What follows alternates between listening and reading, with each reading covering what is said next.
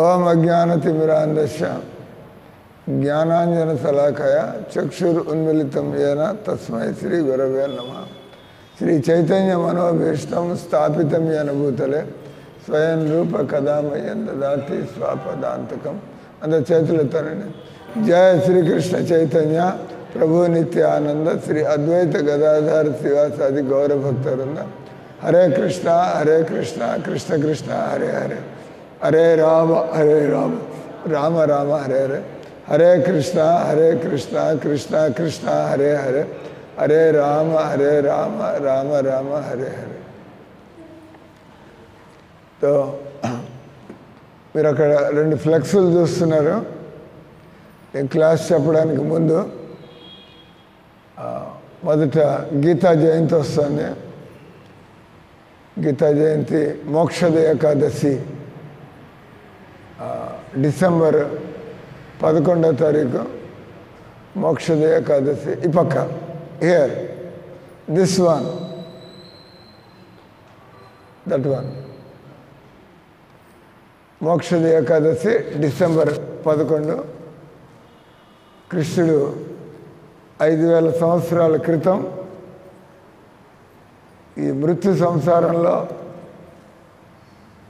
మానవులు ఏం తెలుసుకోవాల్సి ఉంటుంది, ఏం చేయాల్సి ఉంటుంది, ఏం చేయకుండా ఉండాలా, మనం ఎందుకు వచ్చాము ఇక్కడికి, ఏం నేర్చుకోవాలా, జీవిత ఉద్దేశం ఏం పెట్టుకుని బతకాలా, ఏ ఉద్దేశంతో బతకాలా. మామూలుగా మనుషులంతా కూడా ఏదో తినడానికి బతకడానికి ఏర్పాటు చేసుకుని జీవితం వెళ్ళబోతున్నాం. ఆ రకంగా అయితే పశువులు కూడా అవి కూడా తింటున్నాయి, బతుకుతున్నాయి. మనం కూడా సంపాదించుకొని తింటున్నాం, బతుకుతున్నాం. కానీ ఈ దుఃఖాలేంది, ఈ వియోగాలేంది, ఈ రోగాలేంది, మనం ఆనందాన్ని వెతుకుతున్నాము, అది దొరకటం లేదు. ఏం చేయాలా? చనిపోయిన తర్వాత మళ్ళీ జన్మ ఉందా? క్వశ్చన్స్. మానవ జీవితం కేవలం ఏదో డబ్బు సంపాదించుకొని ఇల్లు కట్టుకుని రోజు తిని పండుకోవడం, లేదా మనలాగే ఇంకో 10 మందిని పుట్టించి వాళ్ళని కూడా ఇదే బతకండి. సో అది భగవద్గీత దివ్య జ్ఞానాన్ని, నువ్వు ఆత్మవి, నువ్వు ఈ శరీరంలోకి వచ్చి నువ్వు దుఃఖాలు అనుభవిస్తున్నావు కాబట్టి, అంటే నువ్వు చేయకూడనటువంటి పనులు చేస్తున్నావు. అందరు చేస్తున్నారు ఈ రోజుల్లో. అందరూ కూడా చేయకూడని పనులు, మాంసాహారం తింటున్నారు, సినిమాలు చూస్తున్నారు, వాళ్ళు పనికిరాని ఆటలు పాటలు వీటిల్లో కాలక్షేపం చేస్తున్నారు. క్రికెట్ అంట, దానికి పెద్ద వీళ్ళందరూ కూడా ఆల్ మీనింగ్లెస్. చనిపోయేవాడికి మీరు 50 కోట్లు ఇస్తే విలువైంది. మీరు చావబోతున్నారు అనుకోండి, సార్ 50 కోట్లు అంటే ఏం చేసుకుంటారు ఇది అంటారా లేదా? చచ్చేవాడికి 50 కోట్లు ఇస్తే అంటాడు, ఎవడికి కావాలి పోయారంటాడు. ఇది మీరేం చేసుకోలేరు. అలాగే చనిపోయేవాడి దగ్గరికి వెళ్ళి మహారాష్ట్రలో బీజేపీ బ్రహ్మాండంగా గెలిచింది, వాడికి ఏం సంబంధం చచ్చేవాడికి? మరి ఇక్కడ అందరూ కూడా చావబోతున్నారు. అంటే భగవద్గీత గీతా జయంతి అంటే ఎటర్నల్ నాలెడ్జ్. మామూలుగా అంటారా, మనం ఏమంటాం, ఫలానా ఆయన పుట్టాడు చచ్చాడు. కానీ భగవంతుడి విషయంలో జయంతి అనే శబ్దం వాడతారు.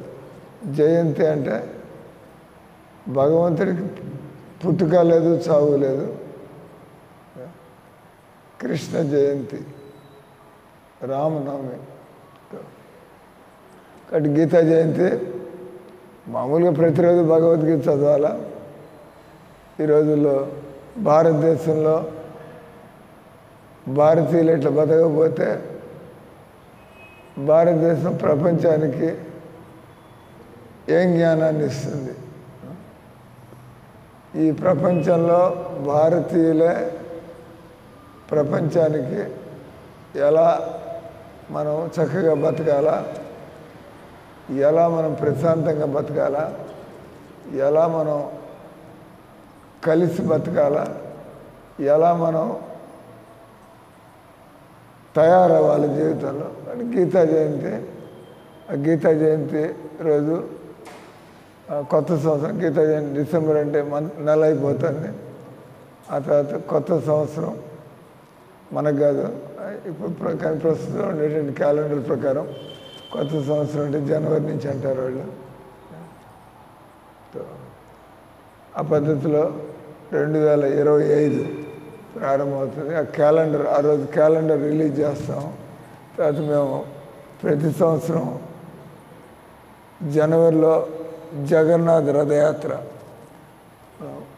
సంవత్సరంలో ఒకసారి జగన్నాథ్ రథయాత్ర నెల్లూరులో. ఆ రోజు డేట్ అనౌన్స్ చేస్తాం. ఫిబ్రవరి 1వ తారీఖు 2025 మనం రథయాత్ర జరుపుకుంటాం. అదే మేము పుస్తకం తయారు చేస్తున్నాం, హిందుత్వం గురించి ఒక పుస్తకం. హిందువులు వాళ్ళు ఏ విధమైనటువంటి ఆలోచనలు, ఏ విధమైనటువంటి ఆశయాలు, ఏ విధమైనటువంటి అలవాట్లు, ఏ విధమైనటువంటి సభ్యత, హిందువులు వాళ్ళు ప్రతి విషయం గురించి, హిందువులు నీళ్ళని, హిందువులు ప్రకృతిని, హిందువుల్లో ఆడవాళ్ళు, హిందువులు ఇతర మతస్థులు, హిందువులు వాళ్ళు అందరూ కూడా ఎందుకు భగవద్గీతను తెలుసుకోవాలా, ఈ రకంగా మానవులు తెలుసుకోవాల్సిన విషయాలని భగవద్గీతనే మనం వేరే వేరే పద్ధతులు. ఈరోజు ఆ తర్వాత అదొకటి ఉంది, గీతా జయంతి. అది అయిన తర్వాత కావళ్ళ రథయాత్ర. మన నెల్లూరు రథయాత్రకు ముందు కావల్లో కూడా ఇస్కాన్ కేంద్రం ఉంది. ఆ ఇస్కాన్ కేంద్రం ద్వారా ఈ డిసెంబర్ 11, డిసెంబర్ 28వ తారీఖు కావల్లో జగన్నాథ్ రథయాత్ర ఉంది. ఈరోజు మేము కార్తీక వనభోజనాలు ఇస్కాన్ భక్తులు కనీసం సంవత్సరంలో 2 సార్లు వాళ్ళు టోటల్ పండుగ get out of the temple. మందిరంలో కూడా పండుగలు జరుగుతూ ఉంటాయి. మందిరంలో పండుగ ఇప్పుడు గీతా జయంతి మందిరంలో జరుగుతుంది. ఆ రోజు ఏకాదశి కాబట్టి మీకు ఏకాదశి స్పెషల్ ప్రసాదాలు ఉంటాయి. అదే రామనవమి, బలరాం జయంతి, రాధాష్టమి లేదా గౌరీ పూర్ణిమ, రకరకాల పండుగలు వస్తూ ఉంటాయి. అప్పుడు మందిరంలోనే మనం అభిషేకాలు, ప్రవచనాలు, ఆరతులు ఇక్కడ భోజనాలు చేస్తాం. కానీ జూలై నెలలో అది గౌరంగ మహాప్రభు భగవంతుడి అవతారాల్లో 3 అవతారాలు కొద్దిగా మనుషులకి బాగా దగ్గరగా ఉండేట్టుగా. మీరు చేపతో ఏం సంబంధం పెట్టుకుంటారు, మీరు తాబేలుతో ఏం సంబంధం పెట్టుకుంటారు, లేదా మీరు వరాహంతో. భగవంతుడి యొక్క అద్భుతమైనటువంటి అవతారాలు ఫర్ స్పెషల్ పర్పస్. భగవంతుడు ఎందుకు మత్స్యావతారం ఎత్తాడు, భగవంతుడు ఎందుకు కూర్మావతారం ఎత్తాడు, భగవంతుడు ఎందుకు వరాహ అవతారం ఎత్తాడు. నరసింహస్వామి మనందరికీ తెలిసిందే. నరసింహస్వామి అద్భుతమైనటువంటి హరి. హరి అంటే సింహం సంస్కృతంలో, నర అంటే మనిషి. అంటే సింహం తలకాయ, తర్వాత మనిషి శరీరం. భగవంతుడు నరహరి చూస్తున్నారు పైన నరహరి. భగవంతుడు ఎందుకారు అందమైనటువంటి కృష్ణుడు హీరో కదా. మీరు మంచి హీరోయిన్ చూస్తూ ఉంటారు సినిమాల్లో, మంచి వయసులో ఉండేవాళ్ళు కదా.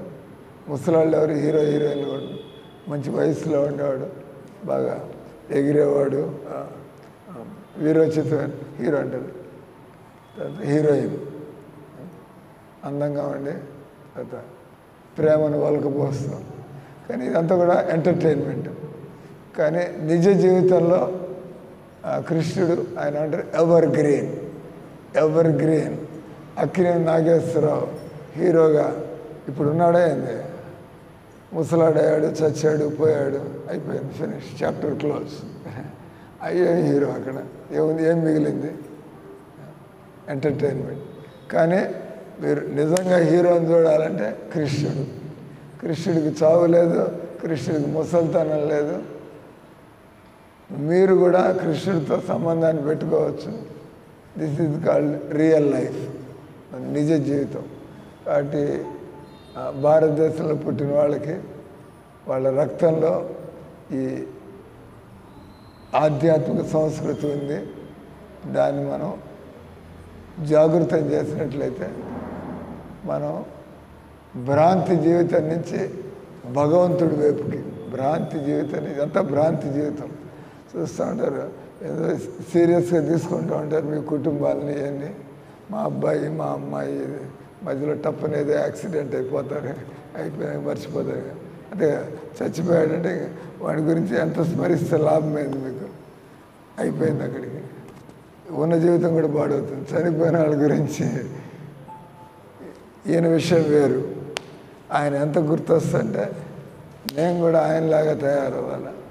ఎవరైనా చచ్చిపోయిన వాళ్ళు మీరు గుర్తు తెచ్చుకుంటారనుకోండి, గుర్తు తెచ్చుకుంటే ఆయనలాగా బతకాలంటే మురుకులాగా బతకాలయింది.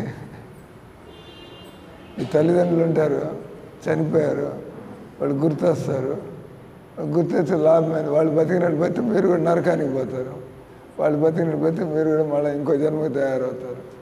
కాబట్టి వీళ్ళు చనిపోవడానికి చావనరు, ఏమంటారు ఆవిర్భావం, తిరోభావం. అంటే వాళ్ళు మనలాగా అజ్ఞానంలో నేను ఈ శరీరం అనుకుని వాళ్ళు బతకలేదు. వాళ్ళు అహం బ్రహ్మాస్మి, నేను ఈ శరీరం కాదు, నేను ఈ శరీరంలో ఉన్న ఆత్మని. కాబట్టి ఈ శరీరాన్ని ఎలా వాడుకోవాలా, మీ దగ్గర ఏ స్కూటరో ఏ కారో ఉంటుంది, మీరు ఆ స్కూటర్ కారు తీసుకొని క్రికెట్ ఆడడానికి పోవచ్చు, మీరు ఆ స్కూటర్ కారు తీసుకొని క్లబ్కి పోవచ్చు, మీరు ఆ స్కూటర్ గర్ల్ ఫ్రెండ్ దగ్గరికి పోవచ్చు, సినిమాకి పోవచ్చు, ఆ రకంగా మీరు వాడుకోవచ్చు స్కూటర్ని. అదే స్కూటర్ని తీసుకొని మీరు మందిరంలో మనం భగవంతుడి ఆరతి అటెండ్ అవ్వాలా, నేను లైబ్రరీకి పోయి నా జ్ఞానాన్ని నేను వృద్ధి చేసుకోవాలి, లైబ్రరీకి పోయి చదువుకోవాలా, లేదా నేను సమాజ సేవ చేయాలా, నేను పలాంతోడిగా నేను వాలంటరీ సర్వీస్ చేయాలా. తేడా ఉంది కదా. మీరు టైంని చెడగొట్టుకోవడం, టైంని సద్వినియోగం తేడా ఉంది. ఆ రకంగా ఎప్పుడైతే తెలుస్తుందో నేను ఈ మానవ శరీరంలో ఒక డికేడ్ అంటే 10 సంవత్సరాలు, దశాబ్ది, శతాబ్ది అంటే 100 సంవత్సరాలు, దశాబ్ది. మనం ఎన్ని దశాబ్దాలు బతుకుతాం? 8 దశాబ్దాలు, 9 మాకు 7 దశాబ్దాలు పూర్తయినాయి. 7 దశాబ్దాలు, ఇంకో 10 ఏళ్ళు ఉంటే ఉండొచ్చు, పోతాం తర్వాత. కానీ భక్తులైతే మీరు ఈ చావు గురించి మాట్లాడడంలో మీకేం భయమే ఉండదు. ఎందుకంటే ఇది నగ్న సత్యం. జీవితంలో ఎవరిని తప్పించుకోలేరు. మీ వెంట్రుకలు తెల్లబడుతున్నాయంటే ఇండైరెక్ట్గా మీకు నోటీస్ వస్తుంది, చావడానికి తయారవుతున్నాను. వెన్నవారు రంగు పూసుకోమాకండి, వెంట్రుకలకు రంగు పూసుకోమాకండి. తెల్ల వెంట్రుకలు కనబడుతుంటే మీకు నోటీస్ వస్తుంది, తయారవ్వచ్చు. మీరు మిమ్మల్ని మోసం చేసుకుంటే రంగులు వేసుకుని, అంటే మీరు చావుకు తయారవటం లేదా? You are fooling yourself. మీరు మిమ్మల్ని మీరు మోసం చేసుకుంటున్నారు. భగవంతుడు శరీరం ఇచ్చాడు, ఈ శరీరం ఎట్లా మారుతుంటే ఆ మార్పులను అంగీకరించాలి జీవితంలో. ఈ మీరు పౌడర్లు పూసుకుని, లిప్స్టిక్లు పూసుకుని, ఈ నెయిల్ పాలిష్ అంత పాయిజన్ అంత చేప కొవ్వు వీటితో తయారు చేస్తారు. మీరు మామూలుగా భక్తులైతే మీరు ఈ చేపలు, ఈ లివర్, కార్డ్ లివర్ ఆయిల్, కార్డ్లీ ఇవన్నీ వాడం కదా మనం. కానీ ఆ కాస్మెటిక్స్లో ఉండేవన్నీ కూడా ఈ నిషిద్ధ పదార్థాలు కదా. మీరు చేసే భోజనంలో చేప పులుసులు కలిసాయనుకోండి, చేప కొవ్వు కలిసింది, అందుకే మనం బయట తినకూడదు. బయట వాడు ఏం కలిపి ఏం వండుతున్నావు ఎవడికి తెలుసు. అంటే ఇది ఒక వే ఆఫ్ లైఫ్. హిందుత్వం అనేది అదొక జీవిత విధానం. ఏ విధంగా నేను ఆత్మ సాక్షాత్కారాన్ని పొందాలి. ఈరోజు మీకు 8:15 దాకా మనం భగవద్గీత గురించి మనం రోజు చెప్పుకుంటూనే ఉంటాం. గీతా జయంతి రోజు 18 అధ్యాయాలు పారాయణ ఉంటుంది, గీత హోమం ఉంటుంది. తర్వాత మనం సంక్షేపంలో ఇప్పుడు చదువుతున్నట్టుగా గీతని ఎలా చాలామంది నేను గీత రోజు శ్లోకాలు చదువుతా సార్, రోజు ఒక అధ్యాయం చదువుతా అంటే చిలకల్లాగా. శ్లోకాలు చదవడం కాదు, ఒక శ్లోకం అర్థమైనా కూడా మీ జీవితం మారిపోతుంది. నేను శరీరం కాదు ఆత్మ అనగానే కీప్ థింకింగ్. నేను శరీరం కాకపోతే ఆత్మనైతే మరి నేను ఆత్మగా ఏం చేయాల్సి ఉంటుంది? నేను ఇట్లా ప్రశ్న. అప్పుడు నేను ఆత్మనైతే ఆత్మ లక్షణాలు ఏంది? What are the characteristics of ఆత్మ? శరీరం అనగానే చెబుతారు, శరీరం అనగానే కాల ప్రభావం ఉంటుంది, శరీరం అనగానే రోగాలు వస్తాయి, శరీరం అనగానే మనకి అనివార్యమైనటువంటి ఆకలి, దప్పిక కదా. ఈ శరీరం అంటే నానా ఇబ్బందులు. ఏ రోజుకి ఎన్ని మాటలు దప్పిక అవుతుంది, ఎన్ని మాటలు ఆకలి అవుతుంది, ఎంత అలసిపోతూ ఉంటాం. ఎన్నాళ్ళు ఈ శరీరంతో వేగుతారు మీరు? How long you can go on with this body? ఆ తర్వాత ఇప్పుడు పర్వాలా, కొద్దిగా వయసులో ఉన్నారు, ఆ తర్వాత ఇంకా ఇబ్బందులు, కూర్చుంటే నొప్పి, నిలబడితే నొప్పి. కాబట్టి మానవ జీవితం ఇక్కడ ప్లాన్ లేయడానికి కాదు, ఇక్కడ నుంచి బయటపడడానికి ప్లాన్ లేయాలి. తేడా ఉంది కదా, ఇక్కడ ప్లాన్ లేయడం, ఇక్కడి నుంచి బయటపడడానికి ప్లాన్ లేయడం. మూర్ఖులు ఇక్కడ ప్లాన్లు వేస్తూ ఉంటారు. ఎక్కడైతే మృత్యుని తప్పించుకోలేరు, ఎన్ని ప్లాన్లు వేసిన లాభం ఏంది? అన్నీ వదిలిపెట్టిపోవాలి. తెలివిగల వాళ్ళు మహాత్ములు, ఆది శంకరాచార్యులు, రామానుజాచార్యులు, మధ్వాచార్యులు, వీళ్ళంతా కూడా దేనికోసం బతికారు? వాళ్ళంతా ఇట్లా బతకలా మనందరిలాగా. వాళ్ళంతా మనం గుళ్ళు కట్టాలా, మనం భగవద్గీతలు ప్రింట్ చేయాలా, పెద్ద పెద్ద ఉత్సవాలు చేయాలా, మనం జనాల యొక్క తాగుడు అలవాటు. మా ఎజెండా ఏందో తెలుసా? మీరు నన్ను అడిగితే, మీరు పెళ్ళి పెటాకులు వదిలిపెట్టి, మీరు ఉద్యోగాలు వదిలిపెట్టి, మీరు సంబంధాలు వదిలిపెట్టి మీరు బతుకుతున్నారు. దేనికోసం బతుకుతున్నారు? ఒకటి వచ్చి బయటికి మేము బాగానే బతుకుతున్నాం, ఆలోచన కొంతమంది బయటికే తప్పుడుగా బతుకుతున్నారు. అంటే ఆలోచనలకి బానిసలై బతుకుతున్నారు. కనీసం మేము ఆలోచనలు చెత్తగా ఉన్నా కూడా, ఎలా ఉన్నా కూడా లేదు, నేను ఈ ఆలోచనలకి నేను బానిసను కాకూడదు, ఈ ఆలోచనలు లేకుండా చేసుకోవాలా, నా ఆలోచనలు దేవుడి మీదకి తిరగాల, దేవుడి వైపుకి మళ్ళాల. మేము పడతాం. రెండోది, మేము సమాజంలో అంటే మేము ఇదొక పబ్లిక్, ఇదొక ఆర్గనైజేషన్ కదా, ఇక్కడికి ఎవరైనా రావచ్చు. ఇస్కాన్ మందిరంలోకి కొంతమంది అటు పోతూ ఉంటారు. తెలుస్తాను మందిరంలోకి ఎవరైనా పోవచ్చు కదా. వాళ్ళు కొద్దిగా ఇస్కాన్ మందిరం అంటే గేట్లు ఉన్నాయి, ఇక్కడ బిల్డింగ్లు ఉన్నాయి, మనం లోపలికి పోవచ్చు. జనాలు ఎంత అమాయకులు. మందిరంలోకి ఎవరైనా కూడా రావచ్చు లోపలికి. ముఖ్యంగా ఇస్కాన్ మందిరాలకు వస్తే మిగతా మందిరాల్లో మీకు నేర్పించరు. ఇక్కడ మీరు ప్రశ్నలు అడగచ్చు, మీరు అన్ని విషయాల గురించి మీరు తెలుసుకోవచ్చు. చక్కగా మన బలహీనతల నుంచి. కానీ మేము సమాజంలో చేయదలుచుకున్నటువంటిది, భారతదేశంలో క్లబ్బులు ఉండకూడదు, సినిమా హాళ్ళు ఉండకూడదు, మాంసం అమ్మే దుకాణాలు ఉండకూడదు. ఇక్కడ జనాలు వాళ్ళంటే మూర్ఖులు, విదేశాల్లో క్రికెట్ ఆడతారు, ఫుట్బాల్ ఆడతారు. మనకేం పని? ఇది ఒక వ్యాపారం అయిపోయింది ఇక్కడ కూడా. అంటే భారతీయులు ఇంత మనకు ఉండేటువంటి జ్ఞానాన్ని ఉపయోగించుకోకుండా వాళ్ళు ఎదవలాగా బతుకుతున్నారు. కానీ దీన్ని ఎవడు సరి చేయాలా? ఎవరు ఇట్లా అంటాడు. అందుకే నేనేం చేశాను, అమెరికా పోయాడు. హిందువులంతా కూడా ఎదవలాగా కాపీ కొట్టి బతుకుతున్నారు. నేను కూడా సాఫ్ట్వేర్ ఇంజనీర్ కావాలా, నేను కూడా క్రికెట్ ఆడాలా. ఇప్పుడు మాకు నవ్వు వస్తూ ఉంటుంది. ఇప్పుడు విలేజ్లో కూడా ఎంత ఈ గ్రామంలో ఉండే పిల్లకాయలు కూడా ఈ క్రికెట్ ఆడుతున్నాయి. అదే క్రేజ్. అంటే మిమ్మల్ని చదువుకునే వాళ్ళు ఆడుతుంటే మనం ఎందుకు ఆడకూడదు? మీరు చదువుకుని లాభం ఏంది? మిమ్మల్ని చూసి వాళ్ళు కూడా చెడిపోతున్నారు. చదువుకునే వాళ్ళకి పని చేస్తే చదువు లేని వాడు ఇది చేయడం గొప్ప విషయం అనుకుంటాడు, కూర్చొని ఆడుకుంటాడు.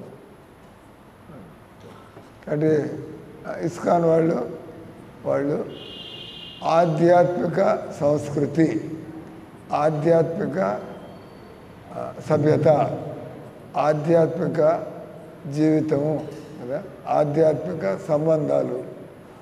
ఆయనకి నాకు సంబంధం ఏంది? ఆయన ఒక బెంగాలీ, ఆయన ఒక కెమిస్ట్ బై బ్యాక్గ్రౌండ్, ఫార్మసిస్ట్. ఆయన ఏం సంబంధం? ఎందుకంటే ఆయన దైవభక్తుడు, నేను కూడా అశాంతి, బలహీనతలు వీటితో నేను సతమతమవుతున్నా. కాబట్టి ఆయన చెబుతున్నాడు అశాంతి నుంచి, బలహీనతల నుంచి ఎలా బయటికి రావాలో ఆల్రెడీ. సో ఆయన బెంగాలీ ఆయన కావచ్చు, ఆయన ఫార్మసిస్ట్ కావచ్చు, కానీ నాకు ఆయనకి కామన్ వచ్చి ఆయన మనిషి చక్కగా ఎలా బతకాల, మనిషిని. నేను కూడా మనిషిని కాబట్టి అంటే అమెరికా వాళ్ళు కూడా నేర్చుకోవచ్చు, ముస్లింలు నేర్చుకోవచ్చు, క్రిస్టియన్లు నేర్చుకోవచ్చు. ఇక్కడ మతం మార్పిడి వల్ల ఏమవుతుంది? వాడు దేవుడు ఉందంటున్నాడు, మనవు దేవుడు ఉంది. మతం మార్పిడి దేనికి? తెలుసుకోవాల్సింది దేవుడి గురించి ఎక్కువ జ్ఞానం, దేవుడి గురించి సరైనటువంటి జ్ఞానం ఎక్కడుంది అది తెలుసుకోవాలి. మనం భగవద్గీత కంటే బైబిల్లో ఏమన్నా ఎక్కువ నేర్చుకోవడానికి ఉందా? భగవద్గీత కంటే ఖురాన్లో ఏమైనా ఉందా? ఖురాన్లో నువ్వు అన్ని తప్పుడు విషయాలని, తల్లితో సంబంధం, కూతురుతో సంబంధం, దేవుణ్ణి హిందువులు దేవుడు ఉన్నారన్న కూడా వాళ్ళు అల్లాని ఒప్పుకోవటం అంటే అదొక పిచ్చేది. దేవుడు ఉన్నాడు మనం అనుకుంటున్నాం, వాడు దేవుడు ఎందుకు చంపాలా? చంపితే ఊరుకుంటారే ఏంది? జనాలు ఏమైనా గాజులు తొడుగు కూర్చున్నారే ఏంది? అంతే కదా. ఒక ముస్లిం మీరు వాళ్ళు దాడులు చేయడానికి హిందువులంతా మేలుకుంటారు. నాన్ సెన్స్, ఇదే పిచ్చా ఉన్మాదం అని ఆఫ్ చేస్తారు కదా. వాడు ఒకరిని చంపితే 10 మందిని చంపుతారు. హిందువులు జరిగింది అట్లాగే. ఇప్పుడు ఆఫ్ చేశారు. వాళ్ళు రెచ్చిపోయినప్పుడల్లా హిందువులు నిలబడతారు లేచి. కాబట్టి మనం హిందుత్వాన్ని కాపాడాలి. ఎందుకంటే హిందుత్వం అందరికీ అవసరం. ఈ పాయింట్ వచ్చి ఇంకొద్దిసేపు 15 నిమిషాలు కార్తీక వనభోజనాలు. ఎందుకు హిందూ ధర్మంలో ఈ కార్తీక వనభోజనాలు అనేది ఒక భాగంగా ఉంది? ఎందుకంటే మనుషులంతా కూడా కులాలు, జాతులు, రెడ్డని, నాయుడని, పొద్దున మేము చేసిన వనభోజనాల్లో వాళ్ళు యాదవులు అంటే యాదవుల వనభోజన కార్యక్రమాలు అంటే అదే. ఇంకా అక్కడ కూడా యాదవుడు, రెడ్డి అంటే ఇంకా వనభోజనాలు. వనభోజనాలు అంటే అందరూ కలిసి మనుషులం. ఎవడు రెడ్డి కాదు, యాదవుడు కాదు, నాయుడు కాదు, మనంతా కూడా మనుషులం. తర్వాత మీరు డబ్బు ఉన్నవాళ్ళు కావచ్చు, డబ్బు లేని వాళ్ళు కావచ్చు, చదువు ఉన్నవాళ్ళు కావచ్చు, చదువు లేదు, మనుషులే కదా. మనందరికీ కామన్ వచ్చి మనంతా మనుషులం. అంతకంటే కూడా కామన్ వచ్చి మనందరం కూడా ఆత్మలం. మన అందరం కూడా భగవంతుడి సంతానం. అక్కడ మనుషులంతా ఒకటే అంటే మరి అంటే మనం గొర్రె మాంసం తినచ్చు అయింది, మనం కోడి మాంసం. ఎందుకంటే మనుషులు ఒకటి. ఇక్కడ మనుషులు చంపకూడదు, మనుషుల్ని గెల్లకూడదు, మనుషుల్ని ఇబ్బంది పెట్టకూడదు. అంటే దాని అర్థం కోళ్ళని తినేయచ్చా, గుళ్ళు తినేయచ్చా. కాబట్టి హిందూ ధర్మం చెప్పేది మనుషుల కంటే కూడా ఇంకా పైకి పోతుంది ఒక స్టెప్. మనం అంతా ఆత్మలం. కాబట్టి కోళ్ళలో కూడా ఆత్మ ఉంది, దానిలో కూడా గొర్రెలో కూడా ఆత్మ ఉంది. కాబట్టి భగవద్గీత ప్రకారం మనం చూస్తే మనుషులే కాదు, మనం ప్రకృతితో కూడా, ప్రకృతి ఆరాధన కదా. అనవసరంగా చెట్లు కొట్టకూడదు, అనవసరంగా జంతువులు చంపకూడదు. మనం దానంటే కార్తీక వనభోజనాల్లో మనంతా కూడా ఈ కులాలు మతాలు పక్కన పెట్టండి. మనమంతా కూడా దేవుడి యొక్క సంతానము, దేవుడి యొక్క అంశము, ఆత్మ. కాబట్టి అంటే ఈ అలవాటు చేసుకోవడానికి ఇలా కొడుకు చూస్తున్నారు. మన ఆంధ్ర అనగానే ఎవడు మంచి పరిపాలన ఇస్తాడు కదా, వాడు రెడ్డా నాయుడు.